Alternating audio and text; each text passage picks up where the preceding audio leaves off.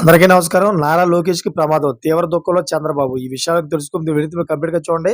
అప్పుడే మీకు complete information ఏంటో అర్థమవుతుంది. అదేవిధంగా చాలా మంది వీడియో చూస్తున్నారు గానీ, సబ్స్క్రైబ్ చేసుకోవడం మాత్రం మర్చిపోతున్నారు. దయచేసి సబ్స్క్రైబ్ చేసుకోండి. సబ్స్క్రైబ్ చేసుకోవడం వల్ల నేను చేసే ప్రతి ఒక్క అప్డేట్ మీరు ముందుగానే పొందగలుగుతారు. అదేవిధంగా చాలా మంది లైక్ చేయడం మర్చిపోతున్నారు.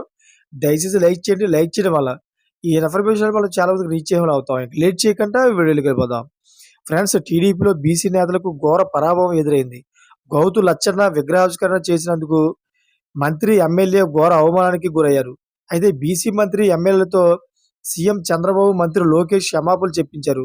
గౌతు లచ్చన్న విగ్రహావిష్కరణలో పాల్గొన్న మంత్రి పార్థసారథి, గౌతు శిరీష పాల్గొనగా అన్ని పార్టీల నేతలతో గౌతు లచ్చన్న ఆ విగ్రహావిష్కరణ జరిగింది. అయితే ఈ కార్యక్రమంలో వైఎస్ఆర్‌సీపీ నుంచి మాజీ మంత్రి జోగి రమేష్ హాజరయ్యారు.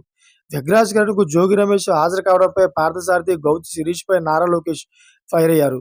బీసీ మంత్రి పార్థసారథి గౌసు లచ్చన్న మనవరాలు శిరీష్‌తో మంత్రి లోకేష్ క్షమాపణలు చెప్పించారు. లోకేష్ ఆదేశంతో పార్థసారథి, గౌతు శిరీష బహిరంగ క్షమాపణలు చెప్పారు. క్షమాపణలు చెప్పించడంపై టీడీపీ, బీసీ నేతలు మండిపడుతున్నారు. ఇప్పటికే టీడీపీ సీనియర్ లీడర్ యనమల రామకృష్ణుడిని టార్గెట్ చేసి అవమానించిన టీడీపీ తాజాగా పార్థసారథి, గౌతు శిరీష్‌లను అవమానించడంపై బీసీ నేతలు ఆగ్రహం వ్యక్తం చేస్తున్నారు.